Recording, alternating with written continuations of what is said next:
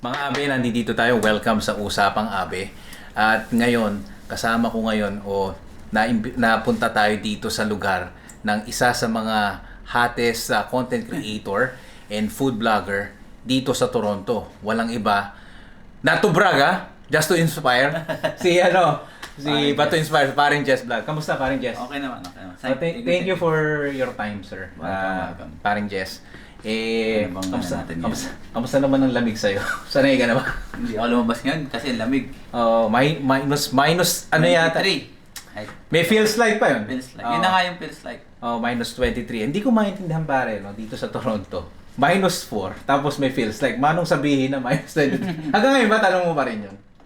Hindi na, doon ako tumitingin sa feels like. Sa feels like na. No? Kasi yun yung sure eh. Hindi, eto, matagal ka na ba dito? Hindi ko na itanong sa'yo, matagal na tayo nagkikita. Mga ilang pagkikita natin minsan sa mga hindi ko pa sa'yo natanong. Yung matagal-tagal na rin. Dumating ako dito, 2010. 2000. Sabay pala tayo. Oh yeah? Yeah, 2010, October. So, 15 years. No? Yeah, around 15 years na. So, ano ang unang gig mo dito bago tayo pumunta doon sa Gig? Ano mga unang Trabaho? ginagawa? Oo. Yung mga usual na trabaho sa mga fast food. Oo. Ayan. Fast food. Fast food. Ako nagpunta ako sa sa una ko manufacturing. Manufacturing. Oo. Tapos nauwi na sa fast food. Pero eto, ngayon, paano yung journey nyo? Kayo lang ba mag-asawa o may anak ka na noon time na yun? Wala pa, binata pa. Binata ka pa noon? Bali, inisponsoran ako ng nanay ko. Dalawa kami. Oh. Ng kapatid ko. And then, ayun mga few years later, nagpakasal ako sa Pilipinas. Sa Pilipinas? Asawa ko. Okay. Asawa ko na ngayon. So, eto, ano yung journey mo? Ano na tayo? Fast forward na tayo. Oo. Mga pinagdaanan natin. Okay, eto, nandito tayo sa mundo kung saan ang mga tao may hawak-hawak na cellphone at iba't ibang klaseng platform yung pinanonood at pinakikinggan. So, paano ka napunta dyan sa ganyang industry? Paano nga ba ako napunta? Kasi nabalitaan ko, nung pandemic, naglolomi ka eh. Ayun, mahilig kasi akong magluto. And then, pag nagluluto kasi ako, parang gusto ko yung inire-record just parang collect memories. Okay, parang okay. Ganun talaga. Oo. Diba? And then, yung mga tapos pinapost ko sa social media. Facebook. Tapos hindi ko iniisip na nagbablog ako or anything. Basta pinapost ko lang, random lang. And then yun, may mga traction na parang, uy, nakakakuha ko ng mga customer. Sabi ko, gumagana, parang hindi ko kaya ituloy-tuloy. Tapos yun, everyday na nagbi-video or lahat na ng ginagawa ko, binibideo ko. Okay. Sa work, or gala, inuman, cooking, lahat. And then, hanggang naging hobby ko na siya. Hanggang nagustuhan ko talaga siya na parang everyday hinahanap ko siya sa sarili ko na parang, uy, parang ano kayang may upload or content ngayon. Parang ganun yung isip ko palagi. Ayun, doon ako nag-start na So that was pandemic or after ng pandemic. After pandemic. Siguro mga 2022. Ganyan. 22. So, 23. paano nag-boom ang Paring Jess Vlog? Hindi ko rin alam eh. Kusaan na lang eh. Kumbaga, kinulusan ko lang ng kinulusan eh. Parang... Sinipagan mo? Oo, sinipagan ko lang ng sinipagan. Tapos, ayun, hanggang sa nakilala ko sa industry na kinikulusan ko ngayon. Kumbaga, talagang tinrabaho ko, hindi rin madali. So, kailan ka dumating sa point na, ito na siguro, ito na yung chance na ko na, i-full time ko na. Kasi mahirap na desisyon yun. Ano yung mga Abe, mahirap na desisyon yan. Kasi, ako, ma-share ko lang, ako hindi, yung lakas ng loob niya, wala ako nun. Kaya ako nandito. Gusto ko at least yung lakas ng loob behind that success, may matutunan ako. So, kayo mga Abe, yung mga nanonood dyan, dyan sa ating Facebook, or sa ating YouTube channel, Kuya JTL, na nakikinig dito na content creator, na dito makinig kayo kung paano yung proseso. Paano muna desisyonan na okay, full time na natin. Ano rin, pinag-isipan ko rin ng ng matagal. Kasi way back, 2 years ago nag-work ako as nag-factory worker din ako And then, naano ko sa sarili ko na parang dumating na sa point na na parang hindi na ako masaya sa ginagawa ko. Okay. Yung yung parang napipilitan ka na lang. Oo, ganun ba? Parang everyday na ganito, parang hindi ako masaya sa ginagawa ko. Tapos yun, yung focus ko is something na gumawa ng content while nasa work or something na gano'n. Yung isip ko ba, nalilito. So yung content na talaga nasa utak mo habang pumapasok ka, gano'n? Hindi naman. Maybe sumasagi ba? Sumasagi sa isip ko. Parang daydreaming minsan pag may ginagawa ka. Yeah. Parang nawawala ako sa focus. So, yun, dumating na sa point na talagang nag-decide na ako na hindi na rin kasi parang basta yun nga, hindi na ako masaya. So, parang malungkot ba? Pumapasok lang ako for para sumeldo, gano'n. Yun. Pero yung fulfillment, wala. May hinahanap ako na something na gusto kong gawin. Tapos yun, sabi ko sa sarili ko, sabi ng karamihan, di ba, na kung di mo susubukan, di mo malalaman. Kaya parang tinake ko yung risk na na word na yun. Taking of risk, speaking, sorry to interrupt. Ayan na, yung speaking of risk ka. Kasi, ngayon, kung binata ka, sabi ko nga kanina doon sa isa kasama natin dito. Shout out, sir. Sabi ko, yung risk wala akong wala akong tapang na gano'n Kasi, kung nag-iisa ka, okay. Ngayon, may pamilya ka. Meron. Paano yung gano'n? Paano mo pinaliwanag? Siyempre, kay Commander, Mrs. Paano mo pinaliwanag sa kanya? Sabi ko lang sa kanya, parang bigyan mo ako lang ng time na yung gusto kong gawin. Pero kung hindi naman siya mag-work, I can go back to work. Okay. Pakasimpleng So, inano mo siya? Parang binigyan mo siya ng kinausap mo siya ng masisina? Kasi hindi biro yung ginawa ko Talaga. Ako, hindi ko kaya yun. Hindi ko kaya kasi yung bill. Bill. Tumitigil. Hindi naman pwedeng sa household talagang tumigil yung bill. Hindi mo pwedeng sabihin sa bill mo na, oy, titingnan ko muna kung sa'yo ako, di ba? Ka? Hindi. Mahirap yung ginawa ko rin Kumbaga hindi rin basta-basta So yun, nag-usap kami.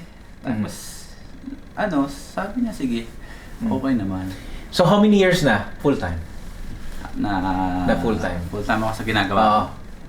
1 taon na rin. 1 taon, okay. And paano siya in 1 year? Paano mo masasabi na i-share mo sa amin kung ba, sulit ba? Naging sulit ba yung 1 year?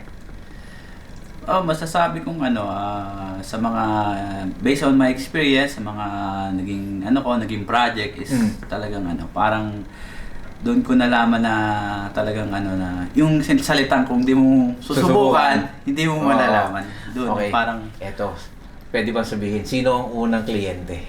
Ni paring Just Vlog. Wait, kliyente? Oo, pagdating sa... Kasi syempre, marami kasing ano ba yung ibig mo sabihin by kliyente? Yung tawag dito, sino yung unang client mo na ginawan mo ng content na not because yung content siya na para sa monetization mo sa mga platform, halimbawa ng Facebook, yung paid marketing. Halimbawa, tayo, mga content creator, may nag-aarkila sa atin na to do content for their marketing strategy. Sino yung kauna-unahang kliyente? Pwede bang sabihin? Paid, no? Paid client. Okay. GLS. GLS. It's a auto... yung yung mga nakita ko yun sa page mo yung kasama mo namimigay ng mga bigas. Yun ba yun? Hindi, yun, si Marlon. Si Marlon. Body Tech. Okay. Body technician. Si GLS is isang auto car mechanics sa may bandang Bon. Okay. Filipino rin. Filipino own. So siya yung unang kliyente. So ano yung pakiramdam yung unang paid gig? Parang ito na ba yun? Yung parang naramdaman mo na ito well, ba? Kasi dati naman kasi parang hindi ko iniisip yung yung pera or basta ginagawa ko lang yung gusto kong gawin, yung passion ko. Hanggang darating na rin yung kusa yung darating Kumbaga, Wala, maano sa pakiramdam. Pero yun nga, hindi ko iniisip yun eh. Parang bonus ko na lang yun eh. Bonus mo na lang yun. Okay. Nung mga nagsisimula ako noon. Alright. So sabi nila, no, sa mga creator, no, may dumarating na point na parang dumarating ba sa iyo may isang araw ba na dumarating sa iyo na ayokong tumingin ng kahit na anong social media, ayokong tumingin ng yung tumingin ng camera ko, yung mga dumarating ka ba sa may puntong gano'n na parang shutdown muna ako, ibang bagay yung gagawin ko? Well, may mga times na gano'n na parang isang araw, sabi ko, day off muna, parang gano'n. Parang muna ako sa mga social media, focus muna ako sa ibang bagay na Pag day off si Paring Jess, anong ginagawa ni Paring Jess? Day off, family time. Family time. First, family. Anak mo, no? So, nakikita ko yung anak mo meron na rin page. Oh yeah, meron na rin. So, siya bang nagsabi nun sa'yo na gusto rin niya? Siya yung kasi hindi wala dati hindi ko pa siya ginagawa ng page. Pero usually kasi dati sumasama siya sa akin, gusto niya. Parang dad, want to come pag wala siyang pasok or weekend. Kasi nakikita niya ako eh. Tapos parang nainganyo ba? Sinasama ko siya and then yun, sabi ko ikaw mag-vlog. Then na-practice ko siya. Na rin yung niya, yung confident niya sa sarili na magsalita lalo na sa food. Medyo na rin siya. Medyo yung magsalita. Tapos naisip kasi ina-upload ko sa page ko eh. So parang naisip ko na i-separate ko na siya kasi mas tama. Kumbaga bata siya eh. So iba yung ma-build niya yung niya, yung kanyang fan base. Kasi dati kasi nami-mix sa akin eh. Which is okay lang, pero nung nagiging active na talaga siya, marami na siyang nagiging video, naisipan ko na gawa na siya ng sarili, na sariling page. So, Okay. kung baga, dumating man yung panahon na gusto niyang ituloy, meron na siyang na-build na di ba? Depende na sa kanya, hindi ko siya pipilitan or anything na gawin mo yan. Depende pa rin sa bata yan eh. Kung baga kung anong gusto niya. Ngayon gusto niya, hindi ko alam in the next 5 years kung gusto niya pa rin gawin, di ba? So pero depende. ikaw nakasuporta ka na. Oo, suporta kung ano mang gusto niyang gawin sa buhay. Ayun. Okay, sa buong 1 year na yan, usually ba yung mga kliyente natin, ikaw yung kinokontak, no? Usually, sila yung nag-approach sa akin at nagko-contact. Pero ikaw ba, halimbawa, pagka ikaw yung may kumukontak, no? May mga tendency ba na nare-reject ka rin? Nung yun nga, yung mga nagsisimula ako before, naranasan ko rin ma-reject. Kasi binibuild ko yung pangalan ko eh. Nung mga panahon na nag-umpisa ako dito sa mundo ng social media. Naranasan ko rin ma-reject sa isang mga few businesses. Okay. Pero yun yung parang pinanghawakan ko lang ng sabi ko, sige, mas tatrabaho, lang, parang tuloy-tuloy lang ba? Mas gagawin ko siyang parang inspiration lalo para mas yung mas ginanahan ako eh. Parang tinuloy-tuloy ko lang. Ayun. Hindi ako parang nawala ng pag-asa. Parang siguro ito yung parang mga lahat naman may challenges eh. Totoo. So yung mga challenges sa mga hinahakbangan ko. So yun, tinuloy-tuloy ko lang. Sa madaling sabi, you don't take it personally kasi at the end of the day, client pa rin yun. Yes. Okay. So ito naman, for the lighter side, no. Anong nai-enjoy mo sa tagal mo dito sa Toronto, no? 15 years, no? Anong nai-enjoy mong tawag dito, mga events dito sa Canada, dito sa Toronto, particular? Mga events? Madami akong mga nai-enjoy na events, especially pag summer. Oo, syempre. Yung mga gaya ng mga festival, yan. Mga festival kasi especially Filipino festival. Pansin mo noon, isa lang festival nung bago tayo dito, nakikita ko yung lang eh. Yung Taste of Manila lang talaga maingay eh, no? Kasi ngayon marami na, no? Madami na. Madami. So, hindi naman Filipino, anong mga event. Summer, siguro mga yung mga sa mga camping ganun. Ayan, magka-camping kayo. Fishing. Ayun. Dumadayo kami ng mga malalayong lugar just para mag-fishing. Nakasama ako sa mga kaibigan ko na magagaling, mahihilig mag-fishing. Ayun, yung mga event na yun, pag summer. Tapos pag winter naman, usually mga limited yung pag Hindi winter. ka walang ski. Hindi ka naman nag-ski. Hindi. Dahil nasubukan ko. Nasubukan ko. Kaso mahal na. Mahal kasi yung nasubukan ko rin yung skating. skating. Sa may Nathan Phillips. Kasi usually, alam nyo mga abe, no? Dito sa Canada, o sa mga winter country, pagka winter hobby activities, mas mahal. Oo. Kasi gear no? Gear pa lang. Tapos, mas expensive. Mas expensive, di katulad ng summer. Okay.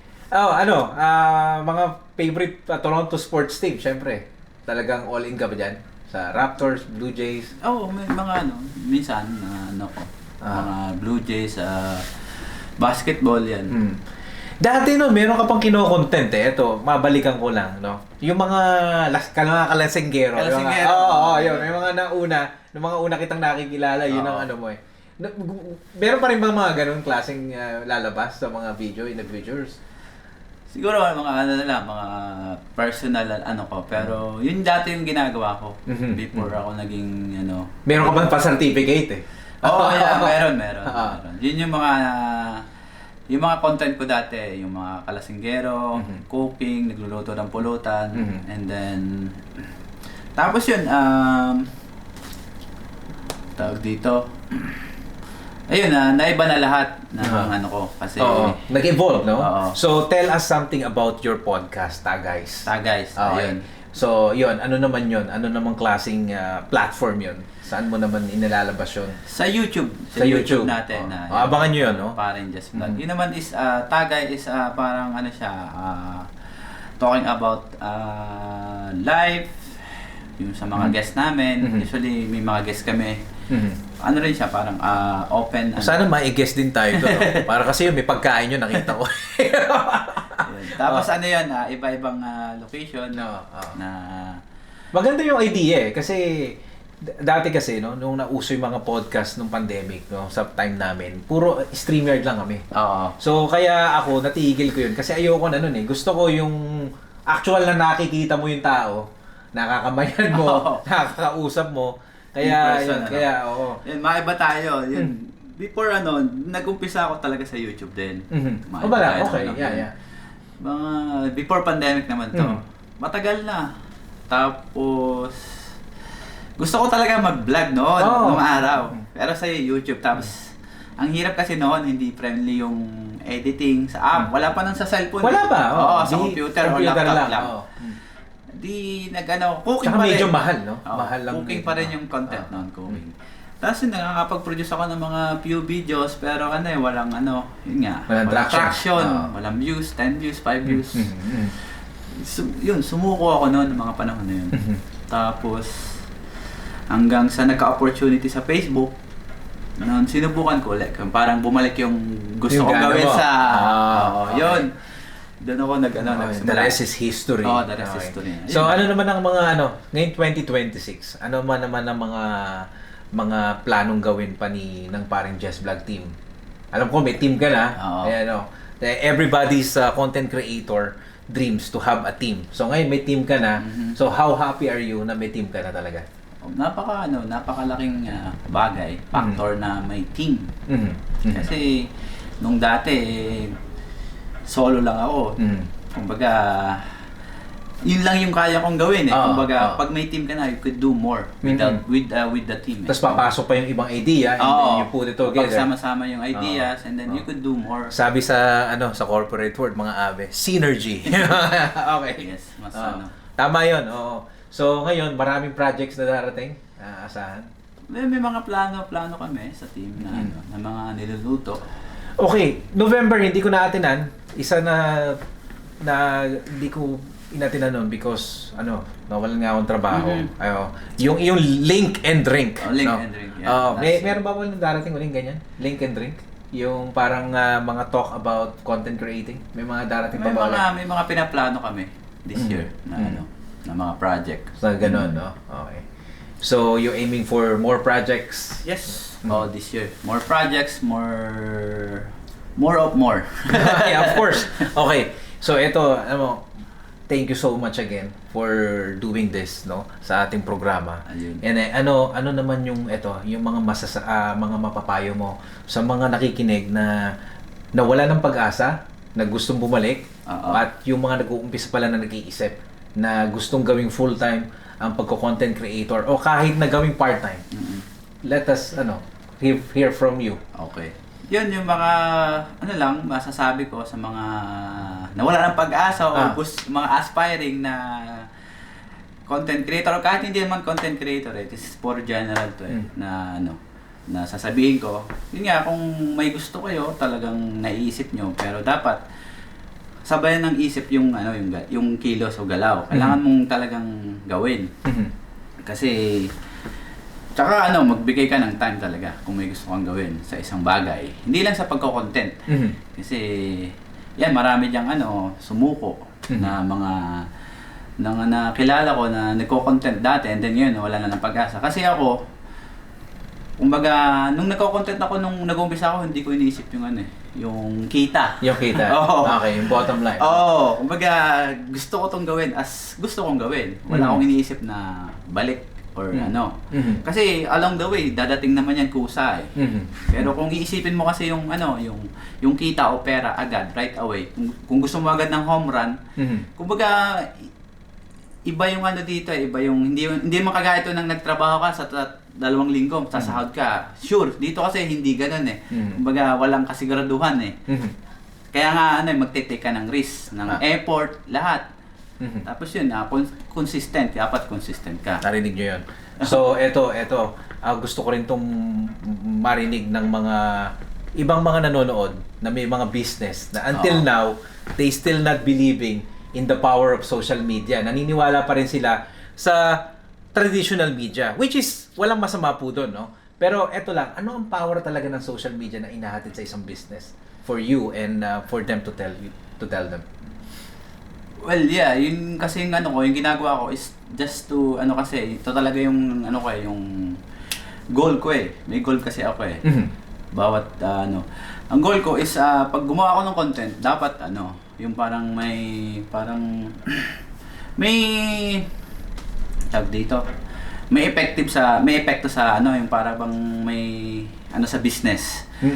Yung power ng social media, kasi ngayon, panahon ngayon, 2026, 2025, yan, dyan talaga yung mga social media. Kasi napakalaking bagay ng social media ngayon. Kasi ngayon, pag yung tao walang ginagawa, nasa cellphone eh. Di ba? Actually, kahit nga magkakasama ng tropa, nasa cellphone pa rin lahat. Kahit nagiinom kayo, hindi mo maiiwasan eh. Nasa cellphone eh. Ngayon, parang wala nang masyado nanonood ng TV, balita. So, nasa social media, kailangan mong mag-adapt eh, sa panahon eh. Tama. Hindi pwedeng yung style dati, i-keep mo ngayon eh. Kailangan mong sumabay kung ano man yung trend. Kasi kung kung old style ka pa rin, parang mahirap sumabay sa panahon ngayon. Kasi kung isipin mo, may business ka, tas magpapa-add ka sa TV. Wala namang nanonood ng TV. Lahat ngayon nasa social media. Wala na rin nagbabasa ng dyaryo. So, doesn't make sense. So, yun. Kasi ngayon, yun nga, yung ng tao ngayon, talagang pag free time, kahit hindi free time, nandyan eh. Bago matulog, pagkagising, yun agad. Ayun. Tapos, ang maganda pa dito sa social media, let's say, nandito ka sa Toronto, parang talagang parang news talaga siya na kumakalat na nakikita ng mga taga-ibang lugar na nagiging aware din sila na, uy, meron palang ganitong kainan, makapunta nga. So, parang easy na rin for them na may nakikita sila sa social media, hindi na sila parang magse-search pa, yung parang straight to the point na ito na yung pupuntahan ko pag pupunta ako ng Toronto, di ba? Tama. So, hindi ka na mag-waste ng time, less hassle na rin sa mga viewers. Tama. So, yun, sa mga business din, malaking impact din. Kasi, isipin mo, from Niagara Falls, dadayo ka ng Toronto just to eat this restaurant or some business na pupuntahan. Lalo kapag na-present ng maganda, di ba? Okay. Ayun. So, ito na. Power of AI. Do you believe in the power of AI? Gumagamit ka ba minsan ng AI? Nasubukan mo na ba? Ano ang take mo sa AI? Well, hindi ko siya masyadong, parang very limited lang yung ko sa AI eh. Minsan, may mga katanungan ako na pero hindi talaga ako, hindi ko pa siya masyadong explore. Na-explore. So, wala akong medyo masasabi dyan sa AI pa, for now. Okay, so, alam mo, parang Jess, hindi na kita tatanungin ng iba. Alam ko, busy ka. Ano? Okay? Kasi, alam mo, pagka food vlogger, hindi ko tinatanong kung anong paboritong pagkain, kung anong paboritong restaurant. Hindi maganda sa image yun. Okay, pero thank you so much. Bago yan, imbitahan mo sila sa iyong Facebook, at saka sa iyong YouTube. Ayun, And TikTok. Nakikita kita sa TikTok. Oo, lahat. Yun, sa mga taga-subaybay ni Kuya JDL. And unang-una, maraming salamat po sa pagpapaunlak, sa yung pagdayad dito sa amin. At yun, we could do more. Kung may time ka, may time din ako. Tapos yun, sana ano ako sa Tagays kasi gusto ko doon mapunta sa Tagays. Imbitahan ko lang kayo na bisitahin yung aking mga social media channel, especially dyan sa YouTube, Paren Jess Vlog po, single S lang po yan. Sa lahat na rin po yan ng social media ko, mapa Facebook, Instagram, TikTok, Paren Jess Vlog po, with single S lang po. Ayun, kung gusto nyong magutom o may mga matutunan kayo, panoorin nyo yung mga video ko. Marami po kayong makikitang mga bagong video, mga kakaiba na baka hindi nyo alam. Nasa akin pala yung mga hinahanap yung mga kainan. Ayan. Oo, lalo na yung mga Pinoy in Canada, yung mga buhay Canada dyan. No? Ayun. Paring Jess Vlog. Ayun. But again, sabi nga niya, pakisabi nga, gusto ko yan. Not to brag but to inspire. Alright. Ayun. Maraming salamat Kuya JD. Ayun mga abe, salamat po. Peace. Peace, peace. Thank you, thank you. Ayun.